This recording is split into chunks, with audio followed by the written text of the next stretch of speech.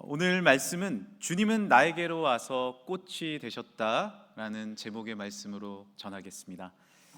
우리나라는 호칭이 참 복잡한 나라입니다. 여러 호칭들이 많이 있습니다. 예전에 대가족들이 같이 살 때는 부모님의 형제들뿐만 아니라 나의 형제들뿐만 아니라 오촌, 팔촌까지 와서 인사드렸던 기억이 납니다. 그러다 보니까 여러 가지 현란한 호칭들을 제가 들었던 기억이 있어요. 당숙, 내종, 종질, 내종숙, 생질, 처삼촌 등 여러 호칭들이 있다 보니까 그 호칭들을 외우기도 어려웠습니다. 그런데 결혼을 해보니 처갓집에 갔더니 더 호칭이 복잡한 겁니다. 외갓집을 갔는데, 아내의 외갓집을 갔는데 어려운 호칭들이 많이 있는 거예요. 아시는 분은 좀 저에게 알려주시기 바랍니다. 아내의 외할머니의 딸의 남편의 조카 사이가 왔습니다. 제가 호칭을 몰라가지고 어떻게 불러야 할까 하다가 저기요 라고 불렀더니 해결이 되었습니다. 요즘에는 또 온라인상에 많은 호칭들이 나오기 시작하죠. 팔로워, 팔로잉, 마팔, 구독자 같은 완전히 새로운 호칭들이 우리에게 주어졌기 때문에 여러 그런 부름 가운데, 호칭 가운데 놓여져 있을 때가 있습니다. 이렇게 많은 호칭들 가운데 나에게 힘이 되어주고 내 마음을 넉넉하게 채워주는 호칭이 있으십니까? 어떻게 부를 때 내 마음에 만족감과 기쁨이 있습니까? 아내, 아들, 딸, 여러 호칭들이 있지만 가장 나를 살리는 호칭은 바로 주님인 줄 믿습니다. 나의 삶의 주인 되시고 나를 다스리시는 주님의 이름을 부를 때, 나의 주님의 이름을 부를 때 내 삶에 진정한 행복과 축복이 주어집니다. 그렇다면 주님이라는 호칭은 어디서 시작됐을까요? 예전에 고대 히브리인들은요, 하나님의 이름을 감히 부르지 못했습니다. 그래서 자음만 써놓고, 우리나라 말로 하면 히읗, 리읗, 니은만 써놓고 부르지를 못하는 거예요. 그러다가 나중에 모음을 살짝 넣어서 여호와, 야훼라고 불렀고요, 아도나이라고 불렀습니다. 아도나이라는 명칭이 바로 주님이라는 명칭입니다. 나의 주인 되시고 나를 다스리시는 아도나이의 이름을 부르면서, 주님의 이름을 부르면서 그렇게 신약까지 이어졌죠. 예수님을 향해서도 많은 분들이 주님이라고 불렀고, 우리도 지금도 주님이라고 부릅니다. 그 외에 성경의 인물들은요, 자신의 간증을 넣어서 하나님을 부릅니다. 우리도 내가 사랑을 경험하면 사랑의 하나님이라고 부릅니다. 또 어떤 분들은 은혜를 경험하면 은혜의 하나님이라고 부릅니다. 나를 살리신 경험이 있으면 나를 살리신 구원의 하나님이라고 부릅니다. 아브라함은요, 하나님을 여호와 이레라고 불렀어요. 준비해 주시는 하나님. 모세는요, 여호와 니시, 나에게 승리를 주신 하나님이라고 고백했습니다. 그리고 다윗은 뭐라고 고백했을까요? 여호와는 나의 목자시니 여호와 로이라고 불렀습니다. 여호와는 나의 목자시니 내게 부족함이 없으리로다. 나로 하여금 푸른 초장에 눕게 하시며. 제가 지난주에 성악가가 와서 그런지 자꾸 성악식으로 부르려고 하는 것 같습니다. 부족한데, 주님은 나의 목자시고 나의 모든 것 되신다라고 다윗은 이렇게 노래하면서 불렀습니다. 사랑하는 성도분들, 어떻게 하나님 부르고 계십니까? 나의 중심으로 진정으로 부릅니까? 사랑의 하나님, 구원의 하나님, 목자 되신 주님이라고 진정으로 고백하는 우리의 삶이 되길 간절히 소망합니다. 호칭이라는 뜻은 부르는 말이라는 의미죠. 마음의 고백이 담겨져 있는 진심의 말입니다. 우리 국민들은 제일 좋아하는 호칭이 뭘까요? 바로 어머니죠. 어머니 이름을 이 호칭을 참 좋아합니다. 이 어머니도요, 지역마다, 그리고 작을 때, 클 때, 상황마다 어머니를 부르는 호칭이 다릅니다. 엄마, 엄니, 모친, 자친, 자당, 오마니, 어메, 어무이, 어머니, 어머님, 여러 호칭들이 있습니다. 그런데 그 호칭을 부를 때 우리의 마음이 넉넉해지고, 그 호칭 어머니의 이름을 부를 때 우리의 삶에 풍성함이 주어지죠. 저도 어렸을 때 엄마, 어머니 참 많이 불렀던 것 같습니다. 제가 물론 서울에서 컸지만 초등학교 전까지는 아버님이 경기도 양주에서 목회를 하셔서 정말로 시골에 있었어요. 그 시골에서 화장실을 가려고 하면 밤에는 오강이 해결해 줬지만 대변을 봐야 될 때는 밖으로 나가야 했습니다. 그러니까 어떨까요? 무서운 거예요. 그래서 어머니를 부르든지 형을 부르든지 그렇게 갔어요. 이렇게 몰래 또 힘들게 갈 수가 없어서 같이 어머니와 가면 화장실에 앉으면 무서운 거예요. 왜? 파란 수건 줄까? 빨간 휴지 줄까? 막 이럴까 봐 막 겁이 나는 거예요. 그러면 확인하는 겁니다. 어머니 밖에 있어요? 엄마 밖에 있어요? 확인해야 마음의 안심이 되는 거예요. 그 어머니의 이름이, 그 호칭이 나를 힘을 주고 나에게 놀라운 위로를 줬던 기억이 납니다. 우리도 마찬가지입니다. 예수 그리스도를 나의 주님으로 부를 때, 나의 중심으로 부를 때 그 주님의 호칭이 우리를 살리는 줄 믿습니다. 그 예수님의 이름이 문제에서 건져주시고 난관을 넘어가게 하여 주시고 모든 상황에서 우리를 이끄시는 놀라운 이름이 됩니다. 오늘 본문에 등장하는 도마는요, 예수님의 12제자 중에 한 명인데 예수님을 주님이라고 불렀어요. 아도나이라고 불렀어요. 그런데 그 주님이라고 부르는 그 호칭에 진정성이 들어 있었을까요? 요한복음 14장 5절에 보면 이런 말씀이 있습니다. 쉬운 성경으로 읽어드립니다. 도마가 예수님께 말했습니다.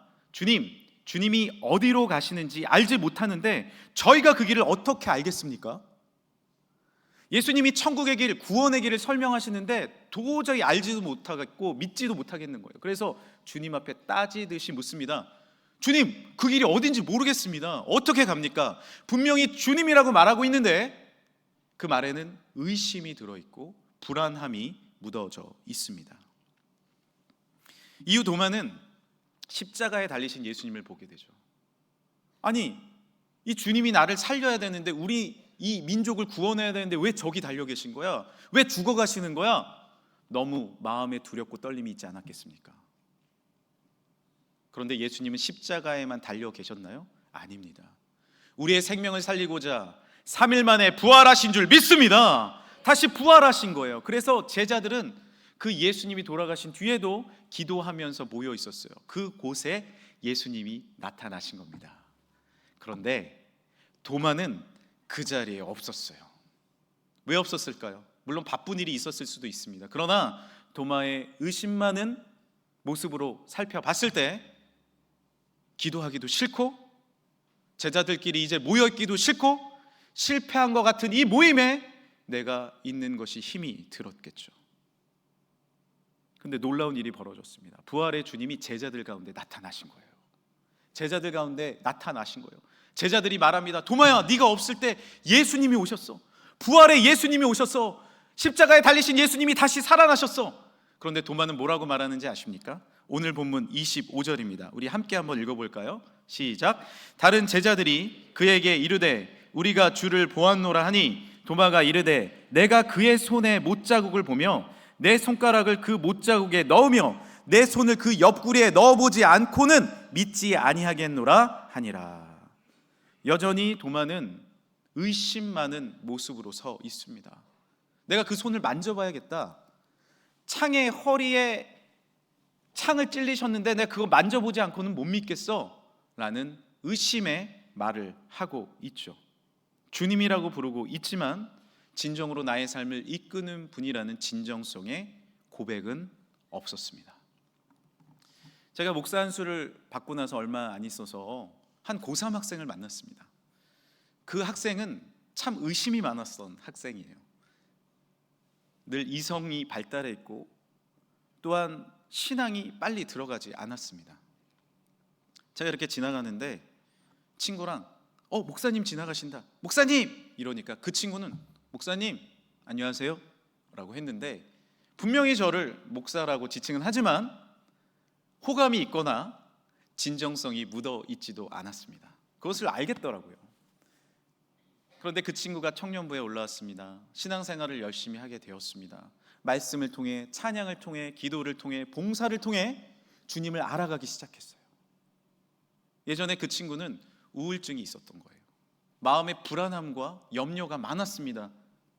예수님을 알게 되니, 구원의 예수님이 내 마음에 들어오시니 모든 불안과 모든 슬픔은 사라지기 시작했어요. 할렐루야. 그리고 나서 많은 시간이 지나서 저를 만나면 그 친구는 저에게 이렇게 물었습니다. 말해줬어요.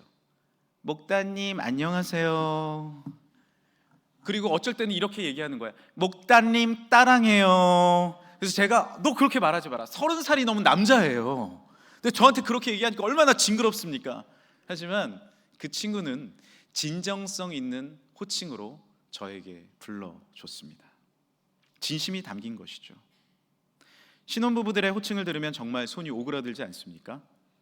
허니, 자기, 오빠, 껌딱지, 야옹아, 꽃돼지, 꽃사슴, 나의 꽃사슴 이렇게 부릅니다. 그냥 우리가 들으면 막 손이 오그라들어요.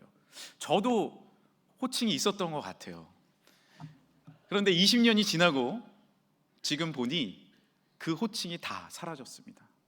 아마 여기 계신 우리 성도분들도 30년, 40년, 50년이 지나니 그런 호칭들 다 사라졌을 거예요.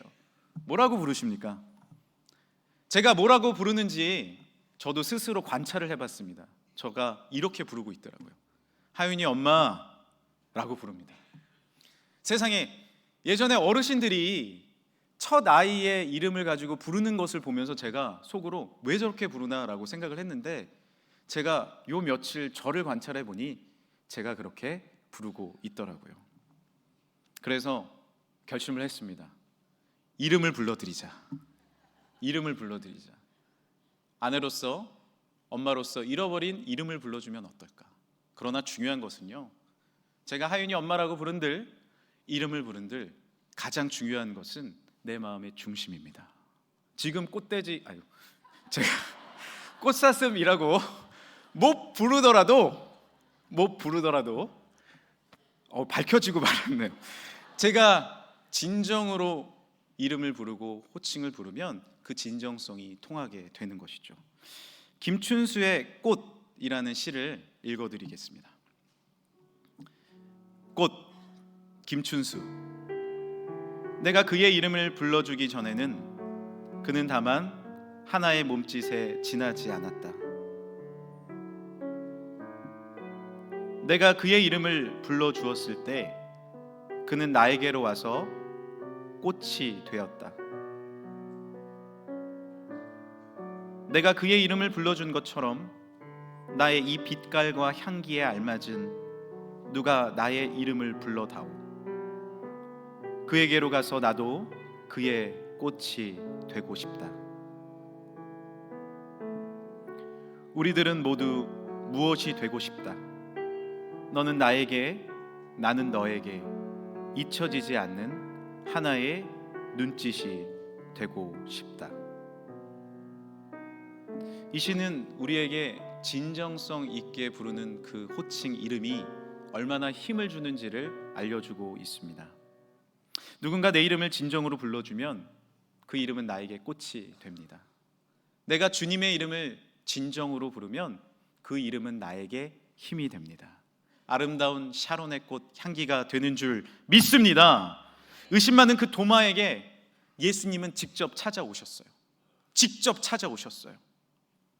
오늘 본문 27절에 예수님께서 도마에게 이르시되 내 손가락을 이리 내밀어 내 손을 보고 내 손을 내밀어 내 옆구리에 넣어보라. 그리하여 믿음 없는 자가 되지 말고 믿는 자가 되라. 할렐루야.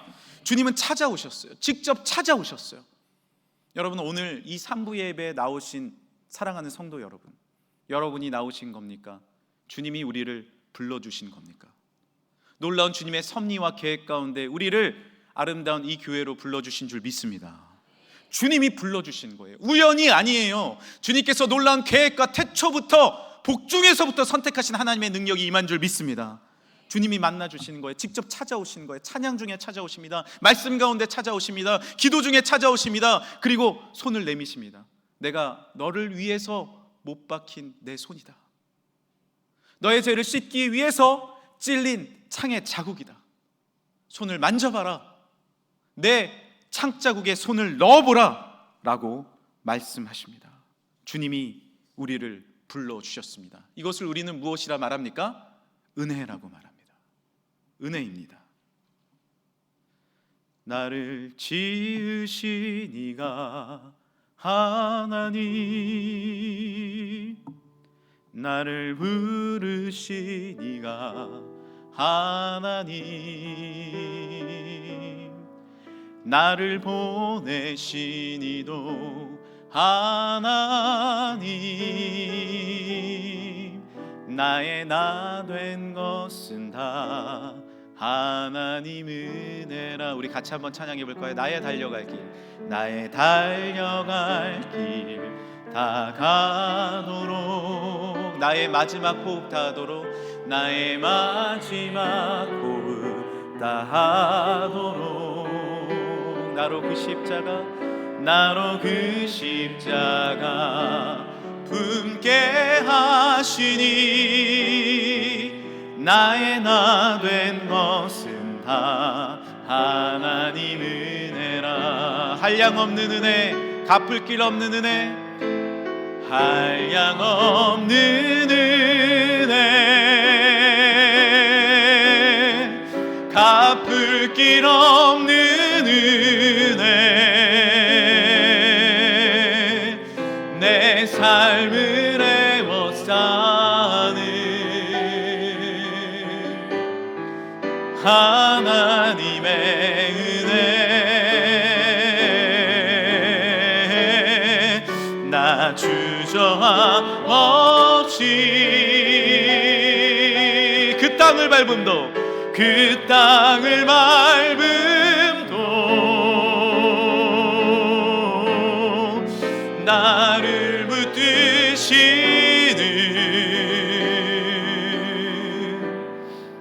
하나님의 은혜. 할렐루야. 되돌아보면 모든 것이 하나님의 은혜입니다. 나를 부르신 것, 나를 위해 십자가에 달리신 것, 다시 살아나시고 나에게 손을 내밀어 주신 예수 그리스도의 은혜인 줄 믿습니다. 그렇다면 이제 우리는 어떻게 예수님의 이름을 마음 다해 중심으로 부를 수 있을까요? 도마같이 의심이 가득한 나에게, 불안함이 가득한 나에게 예수님은 찾아오셔서 또한 이렇게 말씀하십니다. 26절입니다. 여드레를 지나서 제자들이 다시 집안에 있을 때 도마도 함께 있고 문들이 닫혔는데 예수께서 오사 가운데 서서 이르시되 너희에게 평강이 있을지어다. 할렐루야. 예수님이 어디 서셨다고요? 가운데 서신 겁니다. 도마의 삶의 가운데 서신 겁니다. 그리고 말씀하세요. 너희에게 평강이 있을지어다. 왜 예수님은 가운데 서서 평강을 말씀하셨을까요? 심리학에 따르면 우리가 의심하는 이유가 두려움에서부터 나온다고 합니다. 돌다리도 두들겨보고 건너는 것이 맞습니다. 그런데 한 번 두들겨보면 되고, 하루에 한 번 정도, 며칠에 한 번 정도 두들기면 되는 거 아닙니까? 그런데 매번 두들겨요. 괜찮은 거야? 가다가도 또 와서 두들기고, 괜찮은 거야? 두려운 것이죠. 두려움에서 나오는 것이 의심입니다. 우리 가족 괜찮을까? 내 건강 문제 있는 거 아니야? 두려운 거예요. 내 사업 문제 있는 거 아니야? 나 직장 들어가서 나 인정 못 받는 거 아니야? 두려우니까 매번 의심의 말이 나옵니다.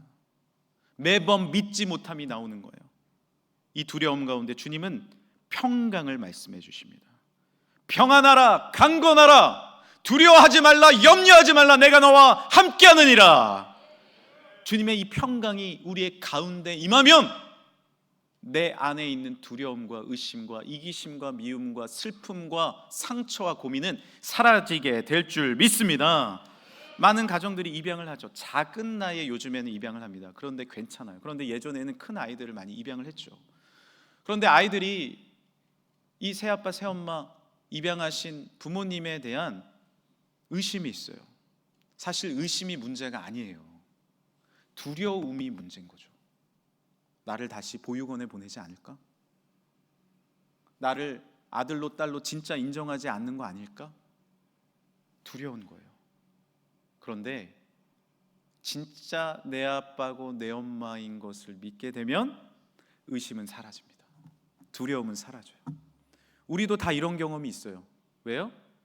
이모가 여러분에게 뭐라고 얘기했어요? 너는 다리 밑에서 주워왔다 라고 이야기하지 않았습니까? 이불 속에 들어가서 흐느껴 옵니다. 어쩐지 나만 엄마를 안 닮았었어.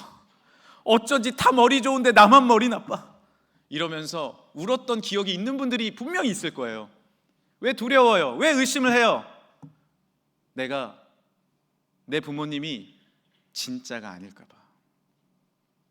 하나님이 진짜 여러분의 아버지가 아닙니까? 예수님이 진짜 나의 구주가 아닙니까? 아니에요. 예수님은 내 마음 가운데 오신 줄 믿습니다.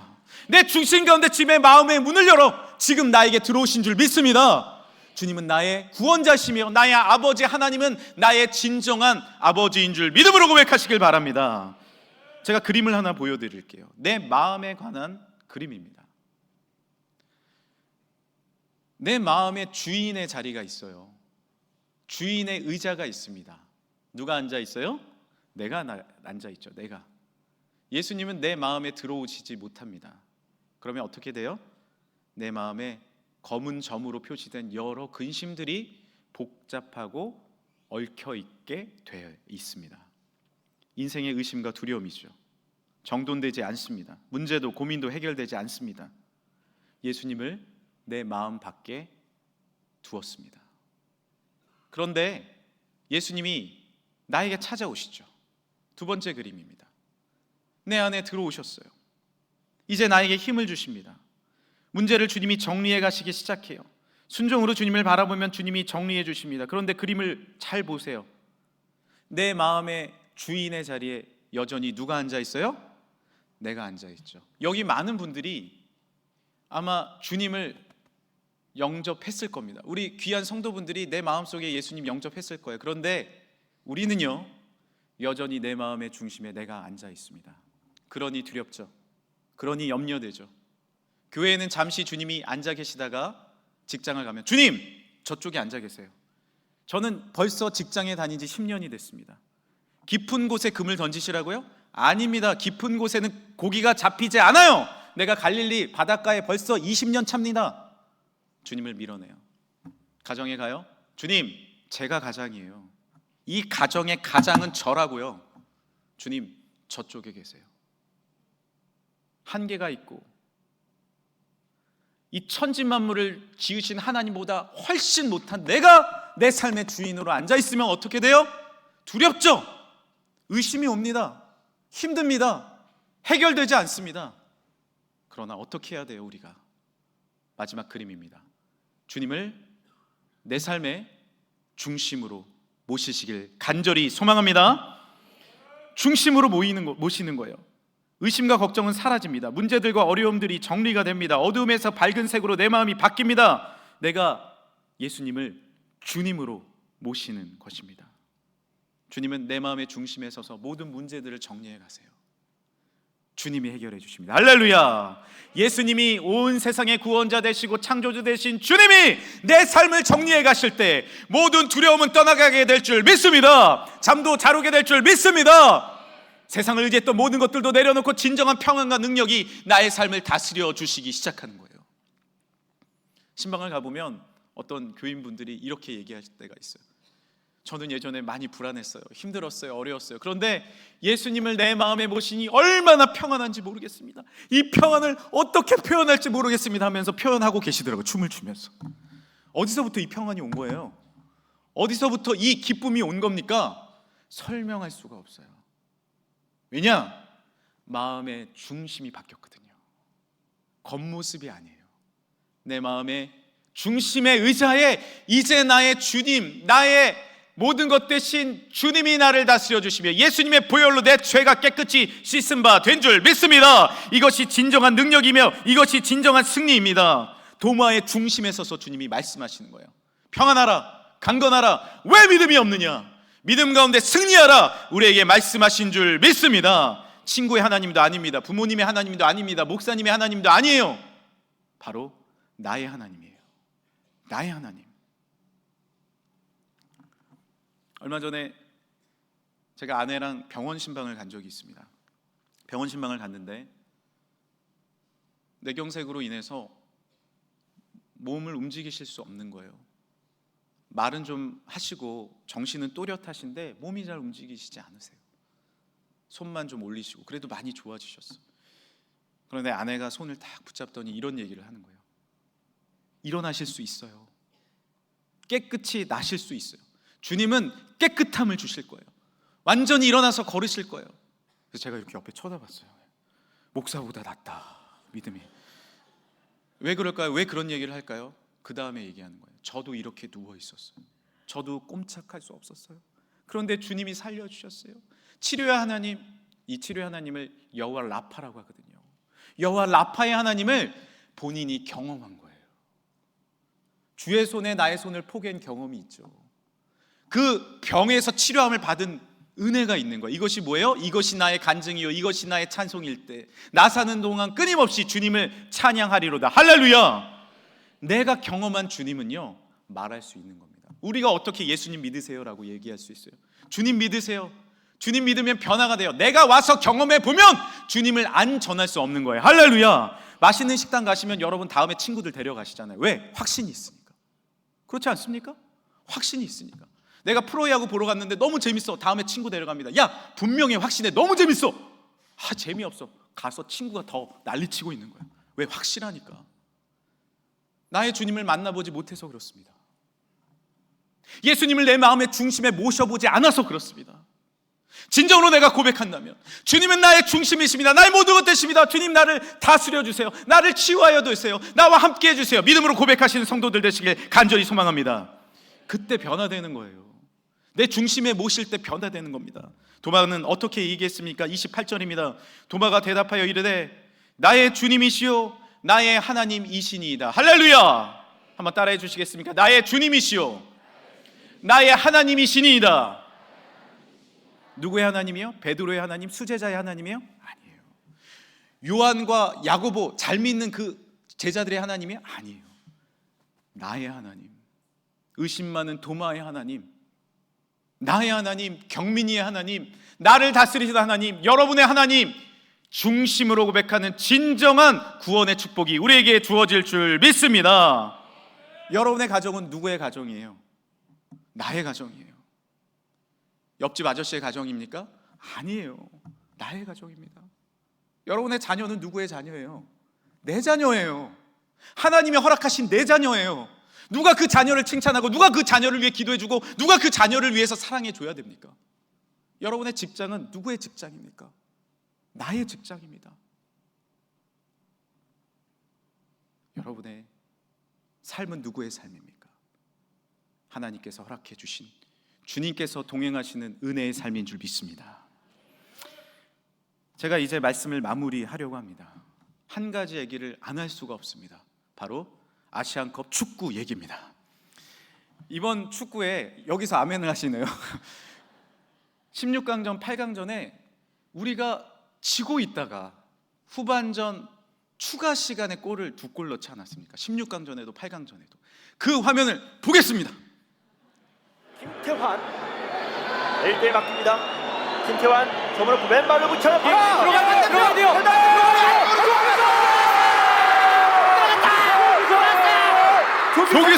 조기성입니다. 들어오다 보니까는 완벽하게 열렸어요. 서령우의 어시스트 그리고 조기성의 마무리.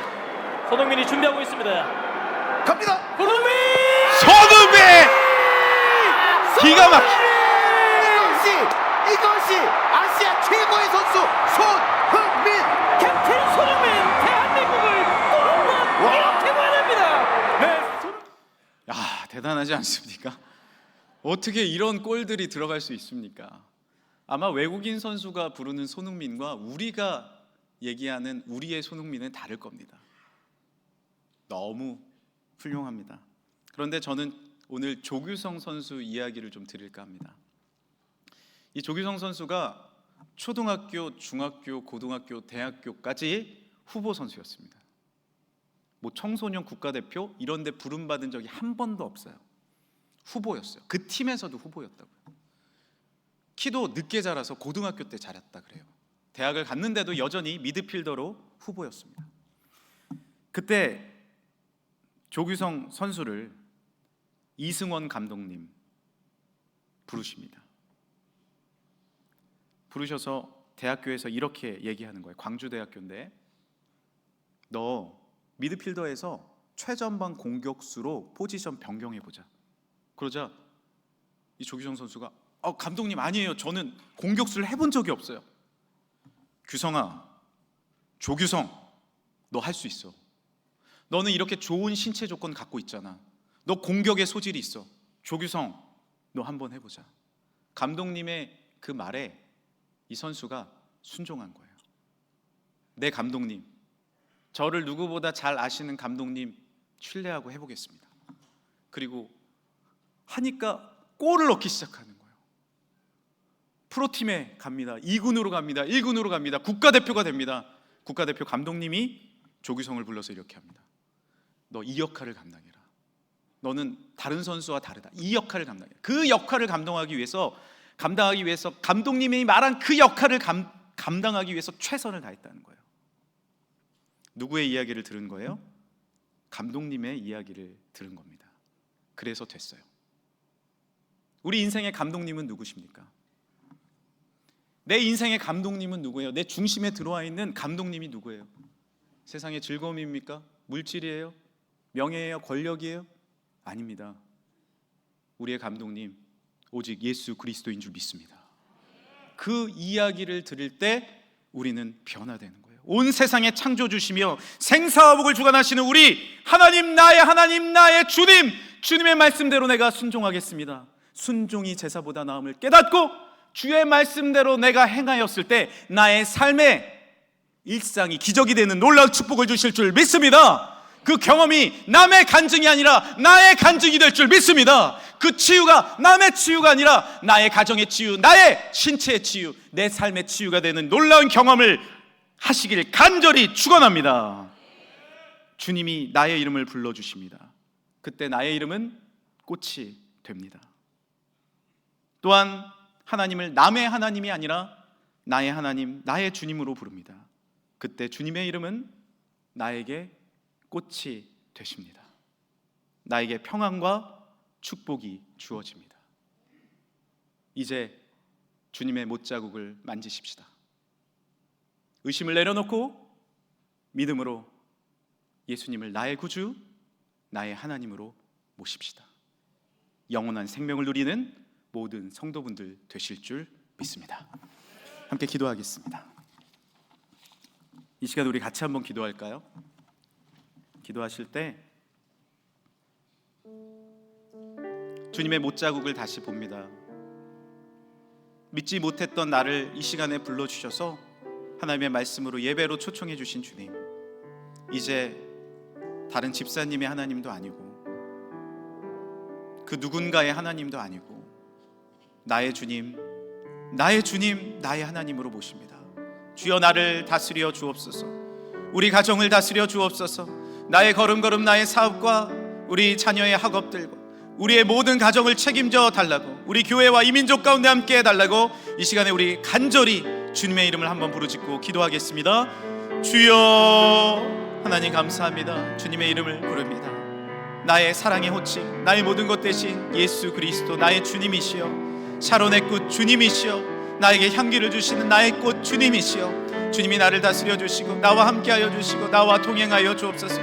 하나님, 나의 주님, 나의 모든 문제를, 나의 모든 상황을, 나의 모든 걱정을 하시는 주님, 두려움에서부터 평안으로 회복되게 하여 주시고 나의 중심에 좌정하여 주셔서 나의 평생을 다스려 주시고 나의 삶을 주관하여 주옵소서. 하나님의 영광이 드러날 수 있는 삶을 살게 하여 주옵소서. 흔들리지 않는 믿음을 허락하여 주옵소서. 나의 주님, 나의 하나님, 우리 가정을 다스려 주옵시고 나의 사업의 문제도 다스려 주옵시고 나의 직장의 문제, 나의 자녀의 문제 길을 열어 주옵시고 우리 가정의 모든 문제들 주님께 해결하여 주옵시고 정돈시켜 주옵시고 나의 주님, 나의 중심으로 모십니다. 주여, 나 이것이 나의 간증이요 이것이 나의 찬송일세. 나 사는 동안 끊임없이 구주를 찬양하리로다. 주여, 우리를 변화시켜 주시고 주님으로 인해 기뻐하며 즐거워하는 삶이 되게 하여 주옵소서.